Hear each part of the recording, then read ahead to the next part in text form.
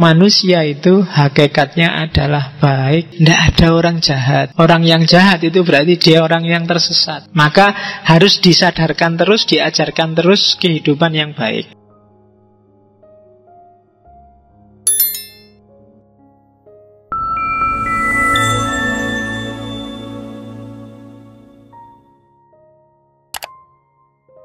Bismillahirrahmanirrahim. Alhamdulillahirabbil alamin. Wa bihi nasta'in ala umurid dunya waddin.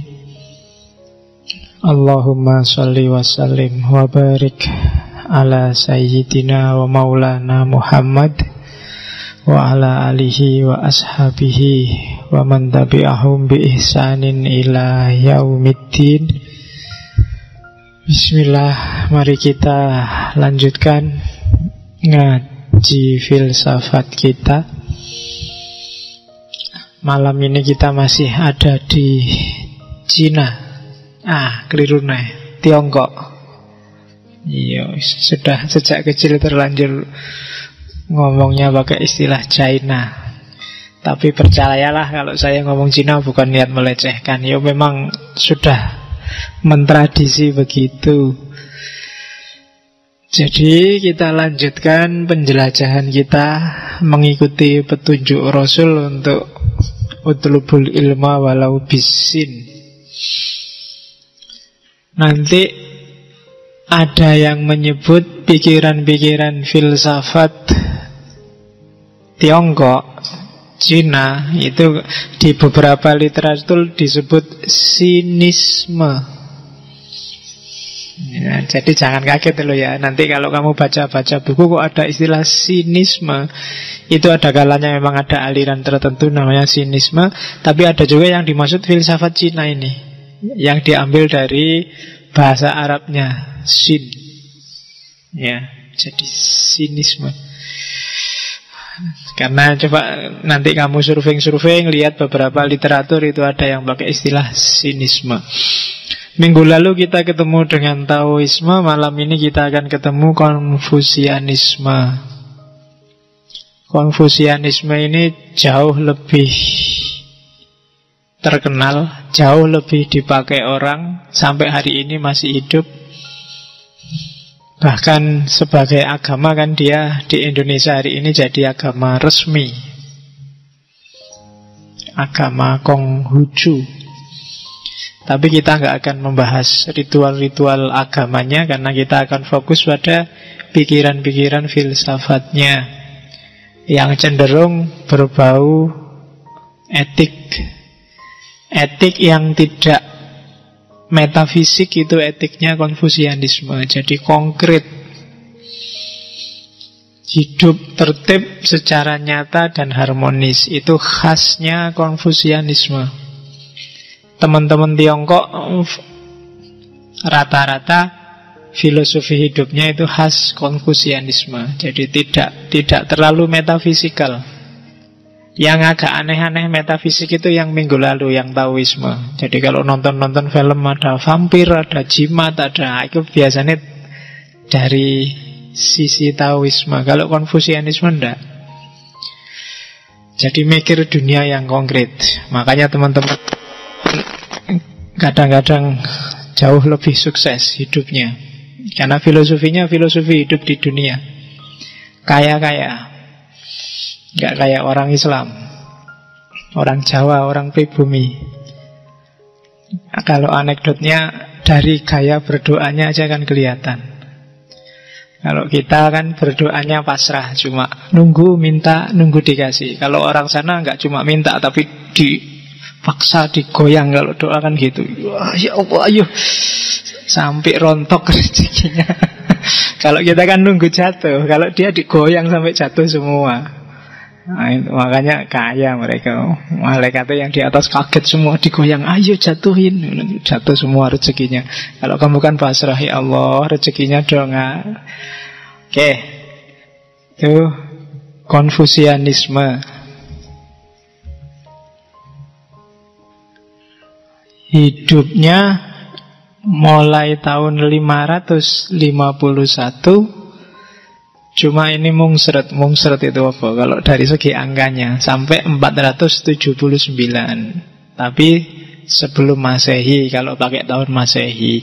Karena teman-teman Tiongkok kan punya tahun baru sendiri. Sebentar lagi, mungkin seminggu lagi, tidak ada, lebih dikit, tahun baru Imlek. Karena memang kalau dihitung dari sisi, dan tahunnya jauh lebih besar daripada tahun Masehi, karena hidupnya memang jauh sebelum itu. Jadi Konfusius itu sebenarnya istilah Latin, transliterasi dalam bahasa Latin dari Kung Fu Shu, atau ada yang baca Kung Fu She. Jadi itu jadi nama Konfusius itu sebenarnya nama transliterasian, bukan asli.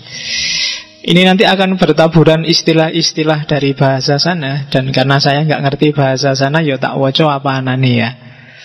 Jadi mungkin ada yang ngerti, boleh diingatkan cara bacanya. Cuma sementara saya belum mendalami bahasa sana, hanya pikiran-pikirannya yang coba saya pahami. Nama aslinya bukan Kung Fu Shu itu. Nama aslinya adalah Zhongni, atau kadang-kadang dipanggil juga Kongzi. Kung itu nama keluarganya, nama marganya. Oke. Kalau artinya kadang-kadang diterjemah Konfusi atau Konfusu itu artinya Master Kung, Guru Kung. Dia dianggap guru paling besar dalam sejarah Tiongkok. Itu Konghucu. Kalau ada yang pernah baca 100 tokoh di buku Konfusius, Kungfusu ini kan orang nomor 5 paling berpengaruh di dunia. Nomor 1 Nabi Muhammad, nomor 2 Ishak Newton, ya kan Ishak itu kan dari bahasa sono, bahasa Arabnya Ishak. Loh iyalah, kamu bahasa sana, loh, coba kamu tanya mereka ya, Ibrahim jadi Abraham, tapi kalau Ishak jadi Ishak, Ismail jadi Ismail, Daud jadi David, Sulaiman jadi Solomon, kalau di Jawa jadi Sulaiman.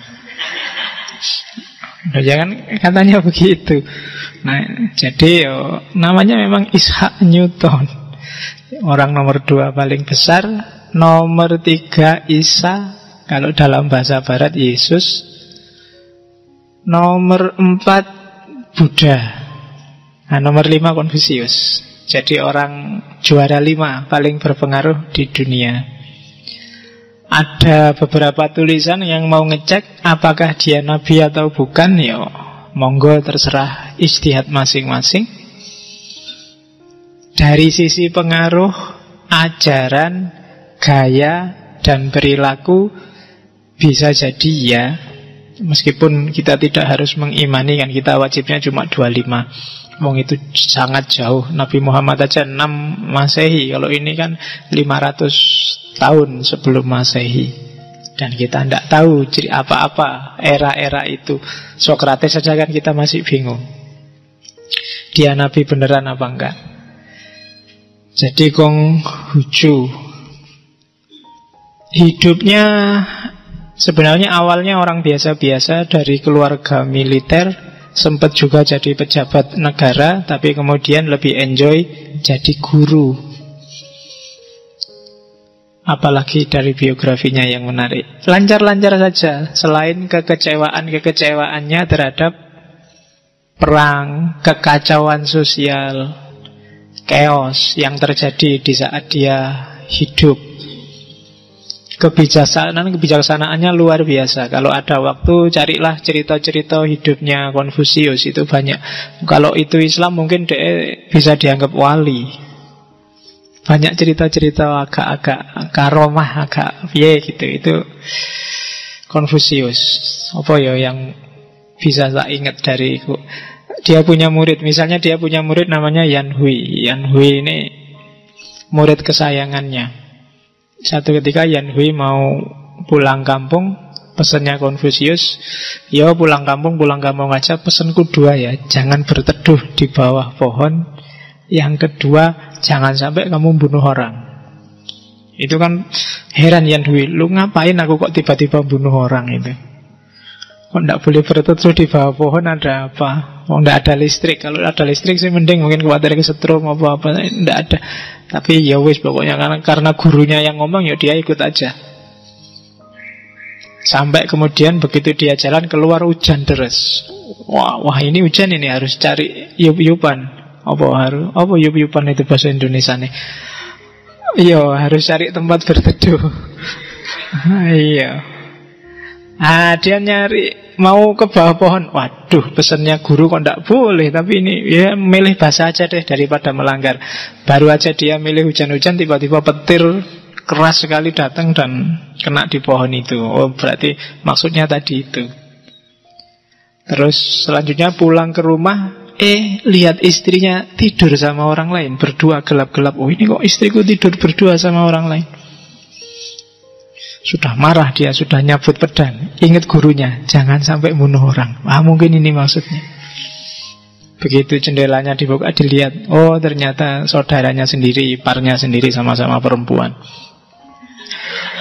Ya, loh, ya makanya aja ngamuan tuh. Ngamuan itu mesti keliru. Dan pesennya gurunya kan gampang.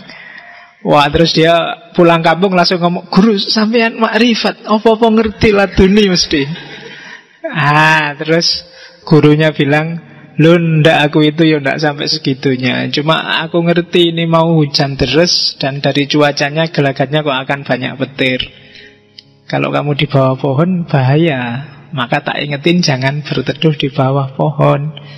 Dan kulihat kamu pulangnya kok bawa pedang. Kan biasa kalau kamu bawa pedang kan tak ingetin, hati-hati loh ya bawa pedang, jangan sampai bunuh orang. Jadi jawabannya simpel. Dan kadang-kadang kebijaksanaannya itu agak awalnya susah dipahami, tapi belakangan ya. Suatu ketika Yan Hui ini pejabat. Suatu ketika dia sidak, lihat pedagang sama penjual gegeran. Hitung-hitungan, pokoknya pedagang ini ngeyel. 8 kali 3 itu 23. Gegeran, terus Yan Hui datang. Tak ingetin, salah. 8 kali 3 itu 24. Pedagangnya nesu. Kamu ngerti apa? Kalau kamu Konfusius baru aku percaya. Loh iya, aku muridnya Konfusius. Ayo tak ajak neng guruku, ditanyain. Ayo wis pokoknya taruhan ya. Katanya Yan Hui, kalau aku bener jabatanku tak kasih kamu. Pedagangnya saking marahnya, terserahlah. Tapi kalau aku yang bener jabatanmu kasih aku, kalau aku yang salah, penggal kepalaku. Oh, katanya pedagang itu.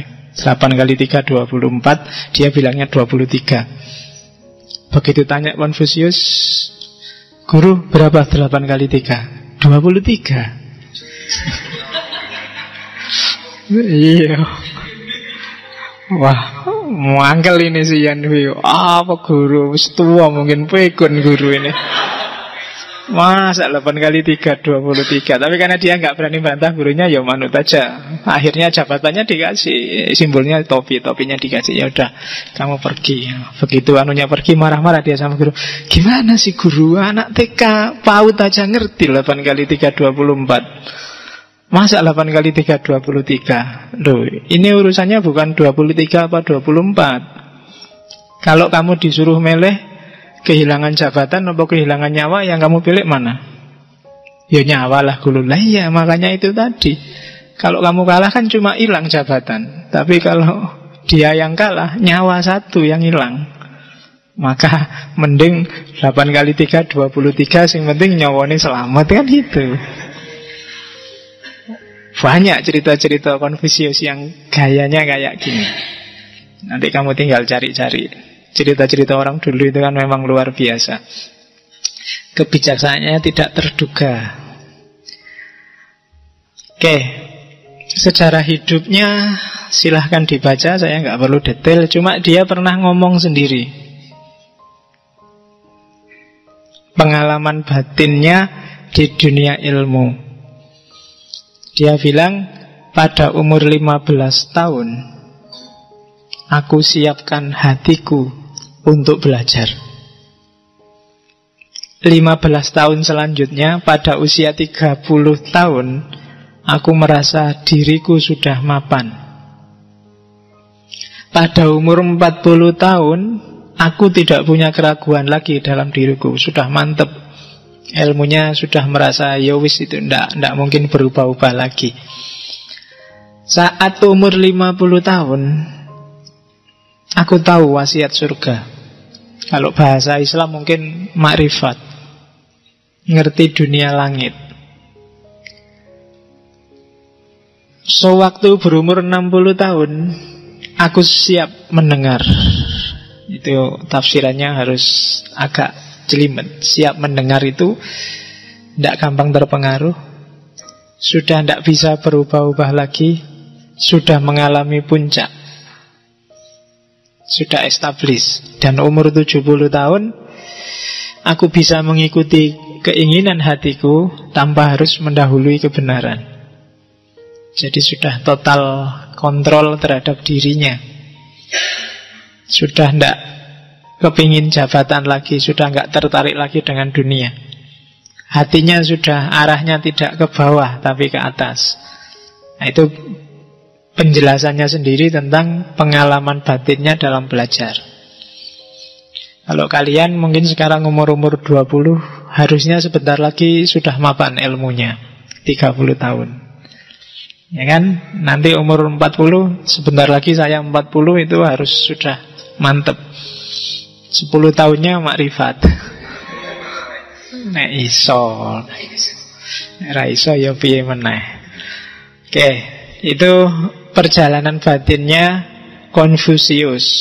Dan jangan salah, Konfusius bilang, ajaran-ajaranku yang dianggap orang dahsyat itu sebenarnya bukan milikku. Aku cuma menyisir, jadi mengkoleksi khazanah-khazanah kuno, kitab-kitab kuno yang menurutnya penuh dengan wisdom. Jadi sumber ajarannya Konfusius itu ada 5 kitab itu kitab klasik, kitab kuno yang ada di Tiongkok klasik, yaitu kitab I Ching, kitab perubahan. Banyak filosof yang tertarik dengan kitab perubahan ini, termasuk nanti seorang pejabat panglima perang namanya Sun Tzu. Makanya minggu lalu ada yang ngirim ke Facebook saya minta Sun Tzu. Akhirnya setelah tak pikir-pikir, ya sudahlah, nggak apa-apa, Cina kita tambah satu lagi, filsafat perang dari Sun Tzu. Kalau Konfusius itu kalau dibahasakan filsafat modern, ini sebenarnya kita sedang ngomong etika politik. Cuma politik tidak dalam definisi modern, tapi politik dalam definisi Aristotelian. Seni mengelola masyarakat. Jadi minggu depan kita masih Cina sekali lagi, biar pas Cina 4 pertemuan, 1 bulan kita di Cina. Cuma kita akhiri dengan Sun Tzu, falsafah perang. Ya sekali-sekali lah kita agak keras ngomong perang, biar nggak ngantuk tiap malam kelemak-kelemek. Ya, saya ngantuk, kamu ngantuk. Sumbernya Sun Tzu itu I Ching, kitab perubahan. Kalau ada yang punya pandangan hidup ini adalah pertarungan, Sun Tzu bisa kamu pakai. Termasuk yang bisnismen, termasuk yang bertarung langsung dengan rival-rival, mungkin bidang pekerjaan tertentu, politikus, kamu butuh Sun Tzu, falsafah perang. Selain I Ching, sumbernya Konfusius yang kedua adalah kitab sejarah Su Jing. Yang ketiga Xi Jing, kitab pujian, syair-syair. Yang keempat Li Ji, kitab ritual, peribadatan. Dan Sun Xiu, catatan musim semi dan musim gugur. Ini kitab-kitab klasik Cina. Jadi Konfusius ngaku sendiri bahwa saya ndak original, ini cuma ajaran-ajaran kuno yang ku ajarkan ulang, direvitalisasi sesuai zamannya. Itu kebalikannya hari ini. Kalau hari ini kan kamu skripsi dipaksa bikin pernyataan keaslian. Konfusius enggak, dia bikin pernyataan tidak asli.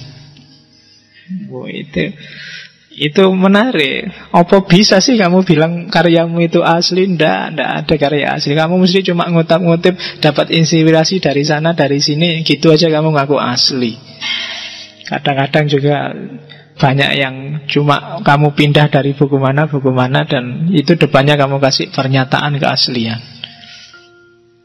Jadi ya mungkin besok kamu usul ke kampusmu, Pak, mau diganti aja, bukan pernyataan keaslian, pernyataan tidak asli. Bahwa semua yang ada di sini itu sebelumnya juga pernah dipikir orang lain. Sudah nggak asli lagi. Hanya saja dikemas sesuai zaman sekarang, kan gitu. Kamu boleh bikin besok di skripsimu pernyataan tidak asli. Dengan ini saya menjelaskan yang ada di skripsi apa tesis saya itu tidak asli. Hanya saja saya kemas sesuai kepentinganku sendiri. Itu menurut saya lebih jujur daripada pernyataan keaslian. Itu wali aneh. Jadi kalau Konfusius, dia bukan menyatakan dirinya original, tapi justru dia mengatakan, enggak kok, saya cuma mewarisi kebajikan-kebajikan klasik. Kalau dalam bahasanya Hussein Nasr mungkin sains sakra, kebijaksanaan kuno yang oleh masyarakat Cina, oleh peradaban Cina klasik itu terkumpul dalam 5 kitab. Itulah nanti yang diceramahkan, yang diajarkan oleh Konfusius. Dan 5 kitab itu ajaran-ajarannya nanti ditulis oleh murid-muridnya, dibukukan oleh murid-muridnya, dan lahirlah 4 kitab yang jadi rujukannya para pemeluk Konfusianisme. Yang pertama judulnya Dasu, yang kedua Lunyu, bacanya misah ya, kalau disambung jadi Lunyu. Ya, kalau Lunyu licin. Oke, jadi yang keempat Zongyong, dan yang ketiga Zongyong, yang keempat Mencius. Mencius itu Mengzi, muridnya.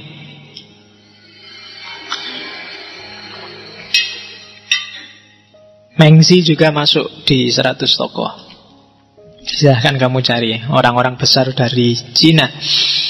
Jadi diinspirasi oleh kitab-kitab klasik dan ajarannya dibukukan oleh murid-muridnya. Guru pertama dengan murid paling besar dalam sejarah. Ceritanya sekitar 300-an ribu muridnya. Nanti meninggal umur 72-73. Meninggal, dia merasa meninggal bagi banyak orang meninggal dalam kondisi galau, karena dia meninggal setelah menyaksikan banyak murid-muridnya meninggal atau tewas duluan, karena situasinya memang situasi perang. Sempat jadi pejabat, kemudian mundur dan jadi guru. Kalau ada yang ingin nonton riwayat hidupnya saja, kan sudah ada filmnya itu kan, yang dibintangi oleh Chow Yun Fat. Ya, judulnya Konfusius. Yo, itu sejarahnya, tapi sudah di beberapa bagian didramatisir. Yo, ndak apa-apa, kalau nggak didramatisir lah, nggak jadi film enak, jadi film dokumenter. Yo, yang main juga dicari yang bintang terkenal, yang cakep. Kalau disesuaikan sama wajah aslinya nggak menarik. Iya kan, orangnya jenggotnya panjang tua gitu, nggak seru. Harus dicari yang agak cakep. Lawan mainnya juga dicari yang cakep-cakep. Oke, sumber ajarannya itu. Oke, bismillah, kita masuk ke ajarannya sekarang. Jadi ajarannya Konfusius, seperti saya bilang tadi, masuknya ke etika politik. Cuma etika politik, politik itu kan dunia sosial. Kalau di Konfusius tidak semata-mata ngatur gimana masyarakat harus dikelola, diperlakukan, tapi politik akan stabil, dunia sosial akan harmonis, diawali dari individu per individu.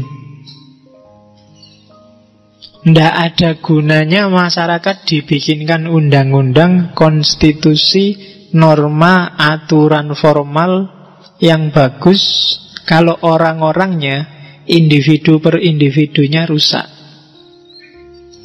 Maka yang harus digarap duluan adalah individunya. Jadi intinya Konfusius, meskipun itu etika politik, tapi pertama-tama harus setiap orang membangun dirinya, memberadabkan dirinya, harus sadar secara moral. Kalau enggak, secanggih apapun rekayasa sosial, rekayasa politik dilakukan, tidak akan bisa jalan. Meskipun ada KPK, ada Polri, ada undang-undang, ada konstitusi, tapi kalau orang-orangnya rusak, tidak ada gunanya aturan yang baik. Maka katanya Konfusius, garap dulu orangnya. Kalau orangnya baik, kadang-kadang aturan nggak terlalu bagus pun, atau bahkan nggak diatur pun, baik dengan sendirinya. Tapi ya, sebagus apapun aturan, kalau orang-orangnya sudah cacat, ya aturan itu jadi jembatan untuk menuju kecacatan. Itu prinsip utama etika politiknya Konfusius. Jadi kalau kamu punya cita-cita Indonesia ini bagus, membangunnya harus dari dirimu sendiri.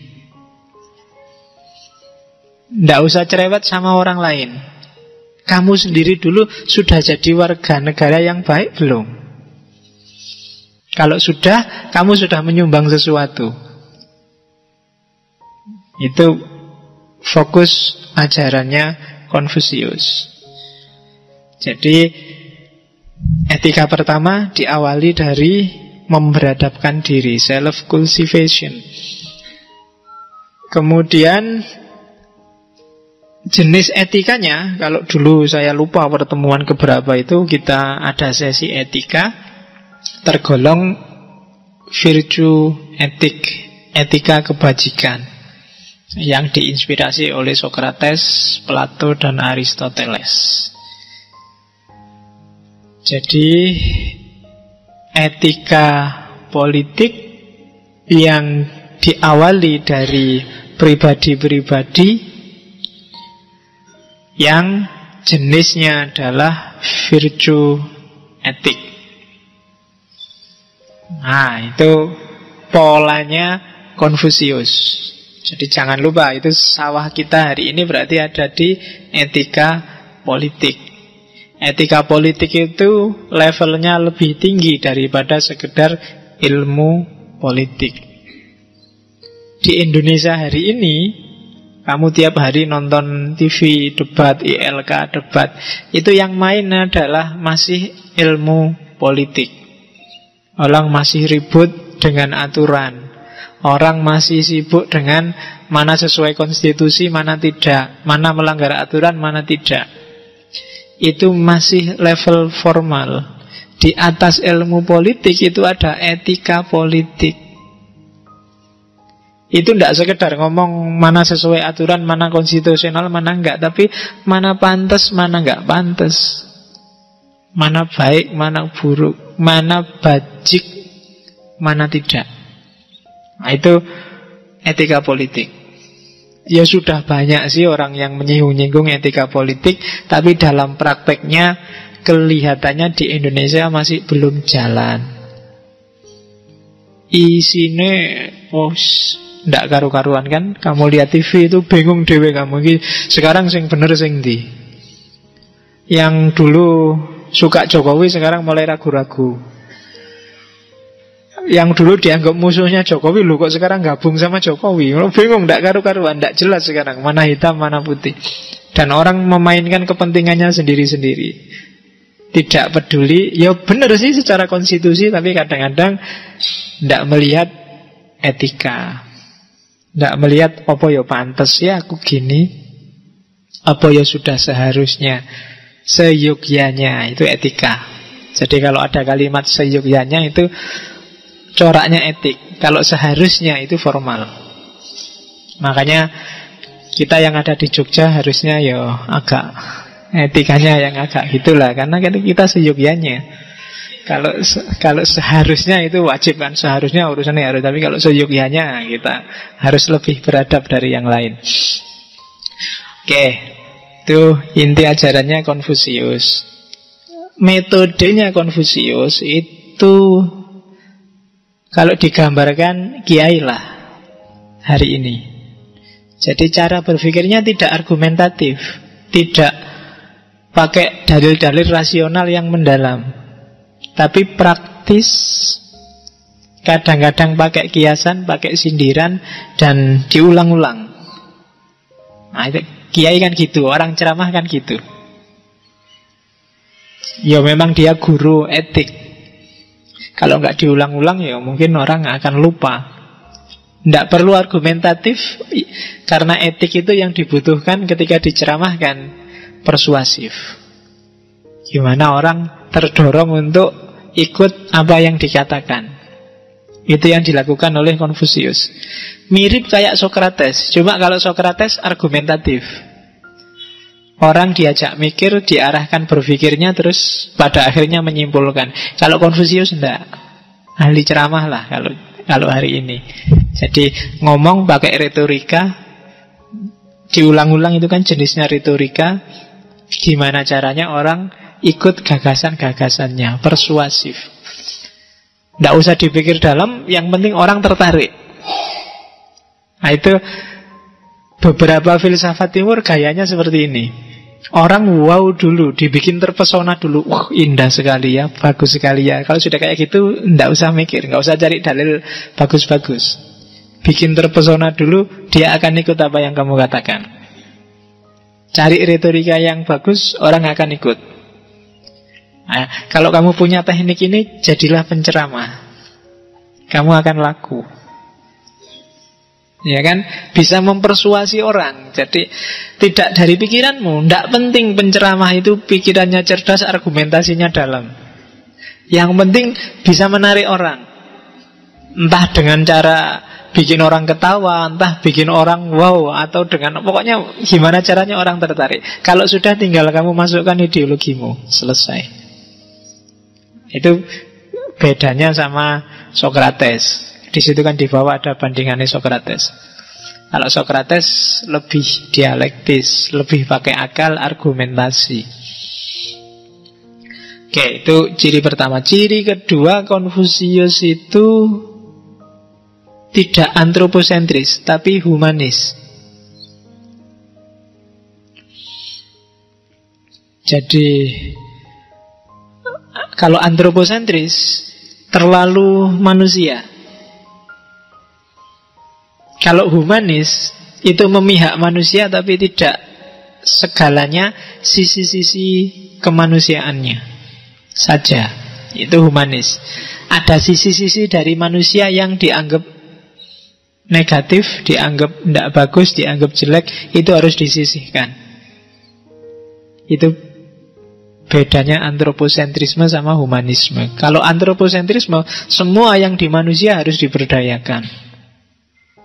Manusia adalah rajanya. Itu antroposentrisme. Tapi kalau humanisme, yang dibela dan diperjuangkan hanya sisi-sisi kemanusiaannya. Dan jangan salah, banyak filosof barat yang terpengaruh oleh ajaran-ajaran Konfusius. Yang paling terkenal dipengaruhi Konfusius adalah Voltaire.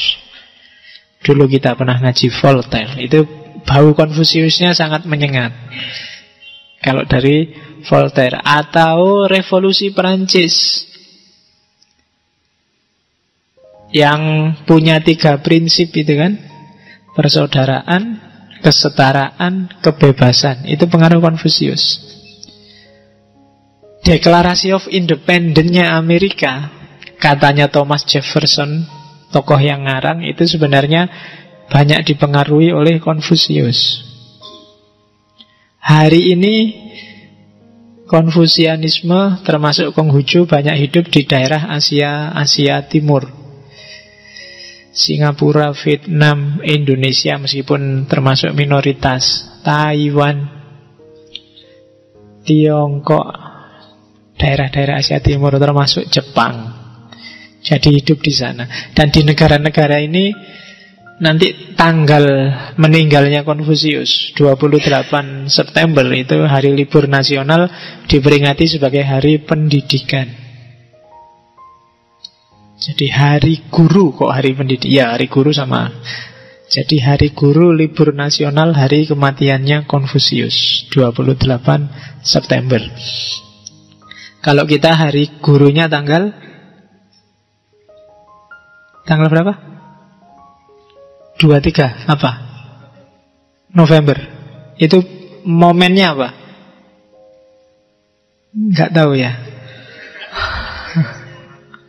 Nggak ngerti, saya juga nggak ngerti hari guru itu tanggal berapa. Kalau hari dosen ada nggak?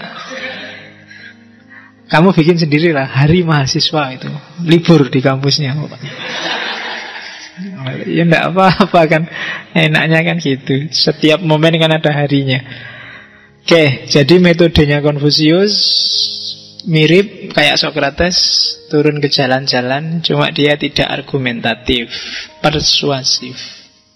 Dengan ajaran-ajaran etikanya, titik tekannya pada humanisme yang tidak antroposentrisme di sisi etika politiknya.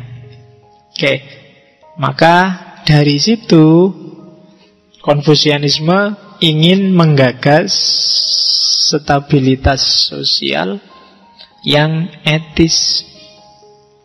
Jadi dunia sosial yang tertib dan teratur, cuma jalurnya itu etika, bukan aturan. Jadi, aturan itu formal, gampang dilanggar. Karena aturan itu orang ikut bukan karena kesadaran.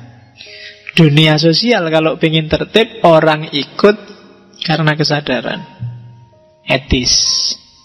Jadi aku ndak maling bukan karena ada undang-undang yang melarang aku maling, tapi karena aku sadar memang aku ndak boleh maling. Maling itu merugikan orang lain.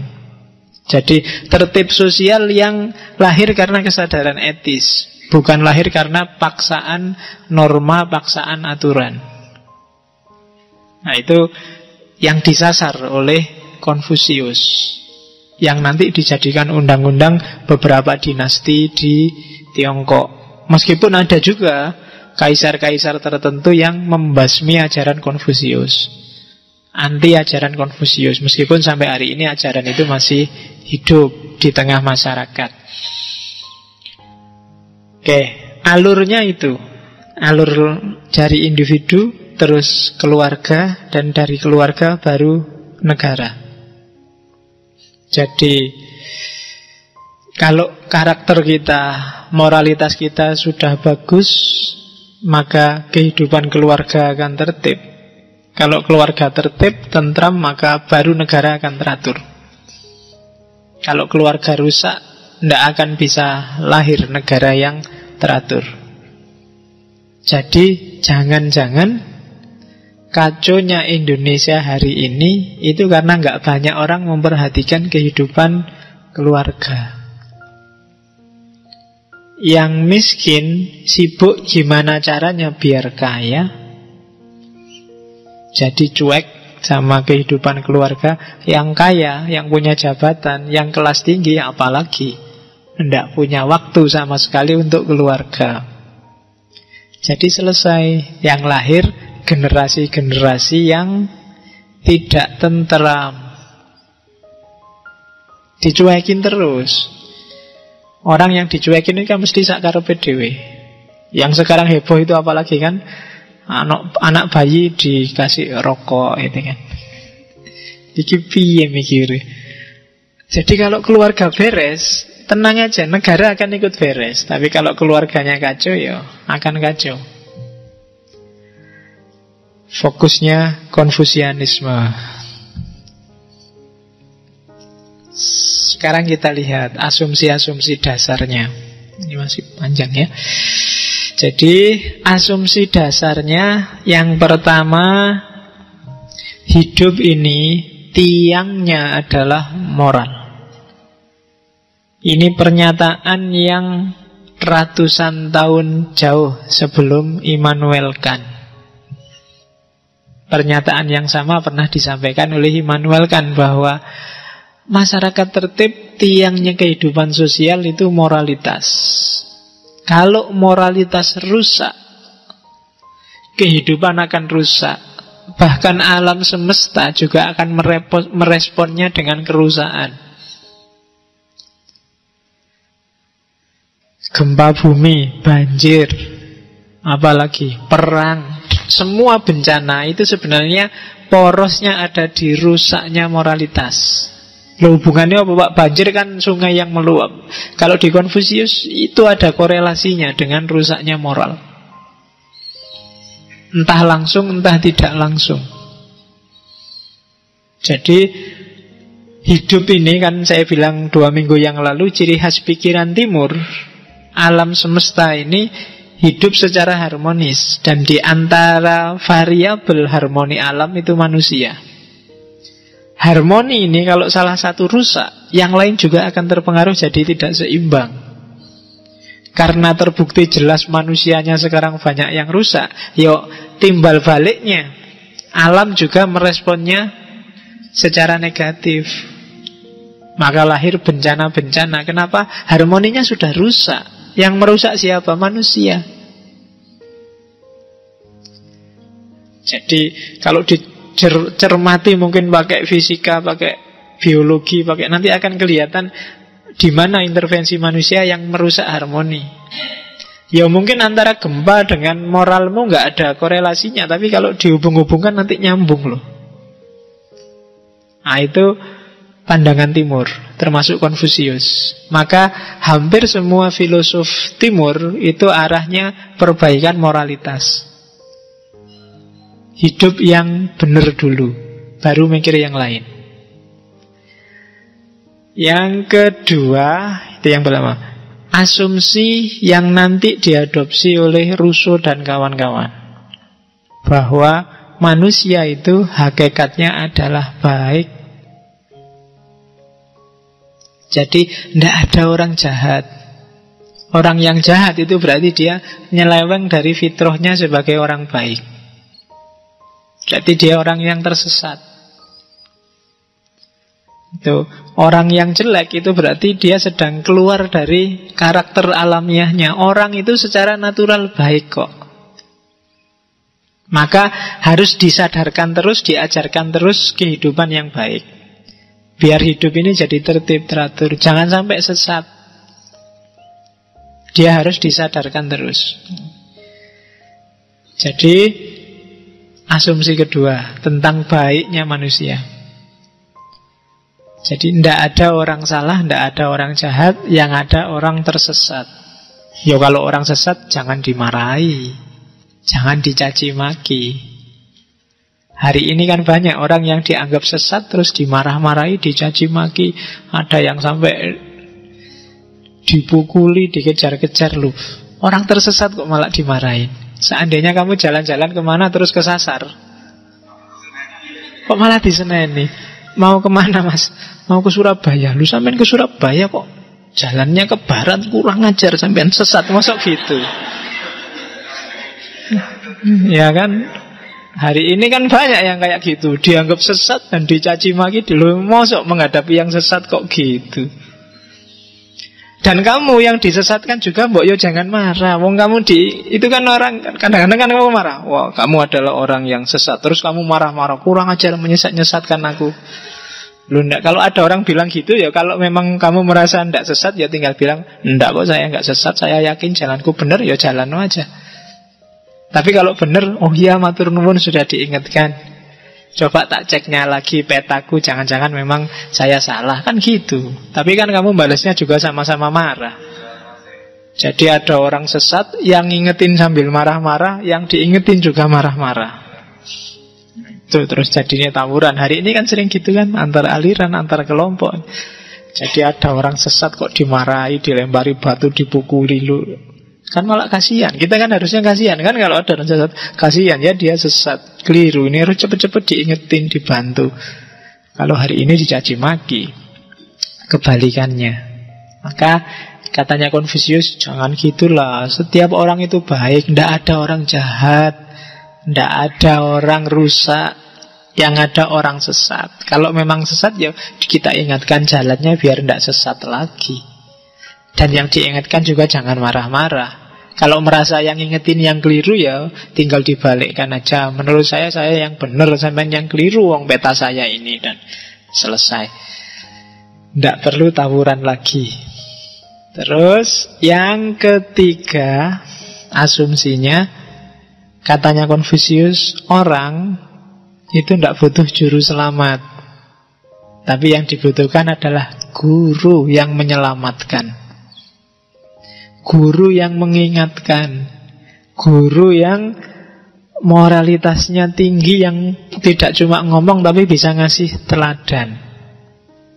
Itu cirinya. Kalau kalian cari guru, jangan cuma yang pintar ngomong, pintar ceramah. Cari guru yang berbudi. Kalau bahasanya Konfusius, berbudi itu bisa mempraktekkan apa yang diajarkan dan bisa mengajarkan apa yang dipraktekkan. Nah, itu baru layak dijadikan guru. Baru orang yang bisa nuntun, bisa membereskan moralitasmu. Kalau ngingetin kamu jalan ke Jakarta, dia harus pernah ke Jakarta. Itu baru layak dijadikan guru. Tidak cuma ngomong. Tiap hari nasihati orang, kita harus sabar. Dia sendiri marah-marah. Pernah kan kayak gitu? Kita harus sabar. Itu kok ngantuk? Ini melecehkan sekali. Saya ngomong kamu ngantuk. Padahal temanya sabar. Ceramah sambil marah-marah. Ya kan? Allah itu maha penyayang. Kita harus menyayangi sesama. Begitu mic-nya mengingkuing, tukang mic-nya dibuanting, dipeting. Nggak nyambung, aku mikirnya gimana. Tidak bisa dijadikan guru, tidak bisa mempraktekkan yang dikatakan dan mengatakan yang dia praktekkan. Itu ciri guru. Yang selanjutnya, ya, katanya Konfusius, kalau ada guru yang kayak gini, itu yang ngangkat bukan pemerintah sebenarnya, Tuhan langsung. Jadi guru yang diwisuda langsung oleh Tuhan adalah orang-orang yang mempraktekkan kebenaran, menjalankan moralitas, dan mampu mengajarkannya. Ada banyak orang yang mempraktekkan kebenaran, menjalankan moralitas, tapi tidak mampu ngomongnya. Ada yang cuma pinter ngomong tok, tidak bisa menjalankan. Dua-duanya bukan guru. Guru itu bisa menjalankan, bisa ngomong. Dan orang yang bisa kayak gini, itu yang mewisuda bukan pemerintah, tapi Tuhan langsung. Dialah yang oleh Nabi disebut warasatul anbiya, pewarisnya para nabi, yang mentransmisikan ajaran-ajaran kebaikan, yang mewujudkan cita-citanya Rasulullah. Misi paling besarnya kan liutammima makarimal akhlak, membereskan moralitas umat. Nah, itu tujuannya sama kayak Konfusius. Makanya ada yang tanya, jangan-jangan Konfusius itu nabi. Yo, kamu teliti sendiri aja. Oke. Cuma jangan cari di Quran. Zaman Konfusius itu sudah berarti 5 abad tambah 6 abad, 5 tambah 6, 11 abad sebelum Nabi Muhammad. Ayatnya mesti jauh, tidak ada. Oke. Ajaran-ajaran utamanya secara umum itu. Nanti kalau kamu baca di kitab-kitabnya atau ulasannya orang-orang di buku-buku, banyak yang ngomong ajaran Konfusianisme itu cara mentipologikan macam-macam. Tapi secara umum menyangkut itu. Yang pertama, Zhengming, reification of names, meluruskan nama-nama. Ini kayak ganti jeneng kalau di Jawa, tapi bukan itu maksudnya. Yang kedua yi, kebajikan. Yang ketiga ren, kemanusiaan. Kemanusiaan isinya 3. Yang pertama zong. Zong itu hati nurani pada orang lain. Empati, itu zong. Kalau di Antv, zong itu kan alamat kamu gak dapat apa-apa. Tapi kalau di Konfusius, dengan zong berarti hati nuranimu bagus. Kamu punya empati pada orang lain, itu berarti kamu punya zong. Yang kedua si, dan yang ketiga xiao. Jadi kalau si itu mementingkan orang lain, dirinya sendiri nanti saja nggak apa-apa. Kalau xiao itu menghormati, menghargai orang lain. Yang keempat li. Li itu ubudiyah, ibadah. Yang kelima tianming. Tianming itu takdir, jalan langit, perintah langit. Jadi pokok-pokok ajaran moralitasnya Konfusius itu ada 5. Yang pertama reification of names. Yang kedua kebajikan. Yang ketiga kemanusiaan. Yang keempat prosedur ritual ibadah. Dan yang kelima takdir. Ini kayak rukun imannya Konfusius. Jadi hidup kita harus jelas, reification of name, identifikasi diri. Kita juga harus baik hati. Kita juga harus manusiawi. Kita harus menyembah, pasrah pada Yang Maha Kuasa. Li. Dan yang kelima fate, takdir. Kita lihat ya satu-satu. Zhengming, reification of name. Ini teori terkenal sekali dari Konfusius, menegakkan nama. Jadi ini kayak Aristoteles, principle of identity. Kalau di sabdanya Konfusius bilangnya, biarkan penguasa adalah penguasa, menteri adalah menteri, bapak adalah bapak, dan anak adalah anak. Itulah reification of names. Maksudnya apa? Berperilakulah sesuai identitasmu, sesuai kedudukanmu. Kalau sepak bola, yang kiper ya jadilah kiper, yang back ya jadilah back, yang striker jadilah striker. Kalau kacau, kamu akan kalah sepak bolamu. Kan gitu. Yang mahasiswa ya jadilah mahasiswa yang baik, yang dosen jadilah dosen yang baik, yang tani jadilah tani yang baik. Sekarang kan campur, tidak karu-karuan. Makanya Indonesia ini bingung. Yang pengusaha jadi wakil rakyat, yang pengacara jadi komentator, ya kan? Yang artis jadi politikus. Ya, jadi tidak karu-karuan, tidak jelas karepe apa. Ya tatanan sosial mesti rusak, tidak karu-karuan. Kalau mahasiswa sudah gaya jadi dosen, oh itu alamat sudah, ya kan? Atau kebalikannya, dosen gaya jadi mahasiswa, wah itu apalagi. Tidak sesuai fungsi dan kedudukannya, akan jadi masalah secara sosial. Kadang-kadang jangankan yang itu, yang paling dasar aja kadang-kadang kamu tidak bisa identifikasi. Misalnya, kamu itu cowok apa cewek sih? Loh, kadang-kadang keliru loh orang-orang itu. Sekarang yang cowok itu ngalah-ngalahi cewek, make up-annya, lamanya mandi, dandannya, sekarang luar biasa. Gaya ngomongnya juga, kadang-kadang kulitnya ngalang-ngalai cewek lembutnya. Lu ndak jelas. Yang ceweknya tegas luar biasa, yang cowoknya malah kelemak-kelemek. Ndak jelas. Ini sumber kekacauan sosial pasti. Yang tani ya tetap aja jadi tani. Lakukan sebaik-baiknya sebagai seorang petani. Yang guru, jadilah guru. Lakukan sebaik-baiknya seperti seorang guru. Itulah reification of names. Yang kakak, jadilah kakak yang baik. Yang adik, jadilah adik yang baik. Yang menteri, jadilah menteri. Yang bapak, jadilah bapak. Itu prinsip besar secara sosial yang hari ini di Indonesia sering kacau balau. Secara struktur tidak jelas.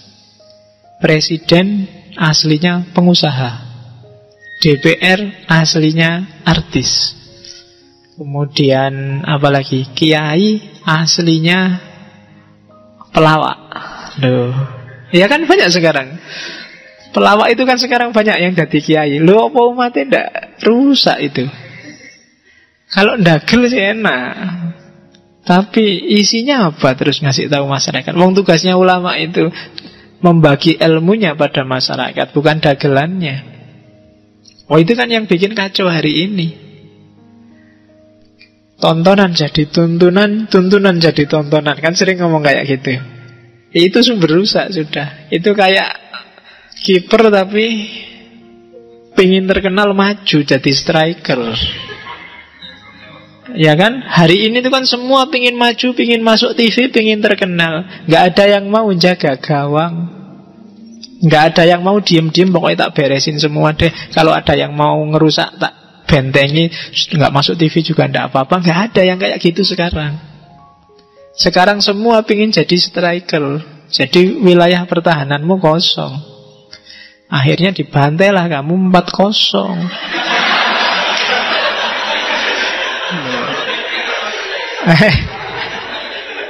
Loh lah iya. Loh, ini cuma contoh kok.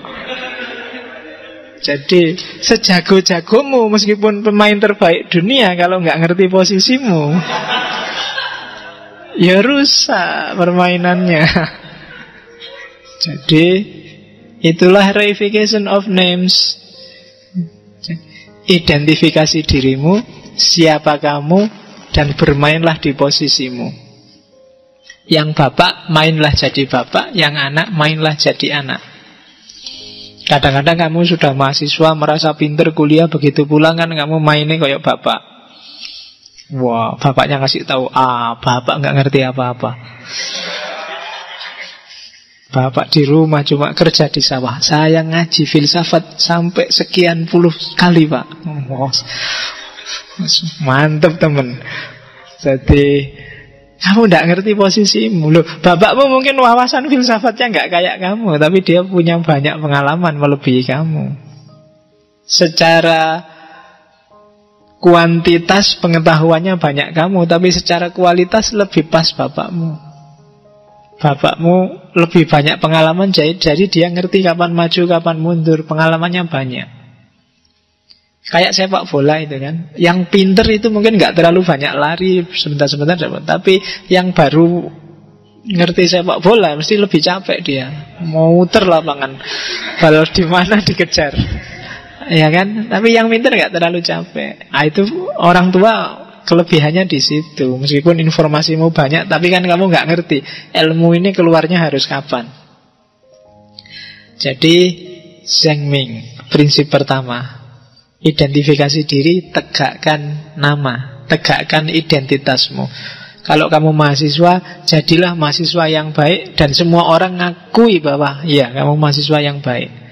Kalau kamu jadi teman, berlakulah jadi teman yang baik dan temanmu juga ngakui kamu memang teman yang baik. Kamu jadi mahasiswa yang baik dan dosenmu ngakuni kamu memang mahasiswa yang baik. Itu penegakan nama. total dalam segala status yang kamu miliki. Yang jadi takmir yang baik. Yang jadi apalagi bisnis, yang dagang, yang kuliah, yang aktivis, jadilah aktivis yang baik dengan segala cirinya. Ya kalau saya tidak tahu aktivis yang baik itu yang kayak gimana. Yang total, Pak, saya total sekali Pak aktivisnya Pak, sampai kuliahnya tak cuekin, tidak lulus sampai semester 14. Nah, itu. Yo, kamu bukan mahasiswa yang baik, tapi aktivis yang baik. Jadi reification of names.